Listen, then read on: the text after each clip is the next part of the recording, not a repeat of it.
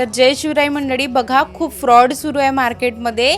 एक मुलगी जी शेतकऱ्याची मुलगी होती, तिने व्याजावरती पैसे काढून पुण्याच्या एक IT इन्स्टिट्यूटला जॉईन केलं, जिथे फीज होती 70,000 आणि 6 महिन्याचा कोर्स 14 महिन्यावर नेला. म्हणजे 70,000 फीज, खाण्यापिण्याचा, राहण्याचा, येण्या जाण्याचा, घरी येण्या जाण्याचा खर्च असा 1.5 ते 2 लाखावरती गेला. आणि 6 महिन्याचा कोर्स 14 महिन्यावर नेल्यानंतर जेव्हा जॉबची वेळ आली तर इन्स्टिट्यूटवाले म्हणतात की तुझं टेक्निकल स्किल चांगलं नाही आहे.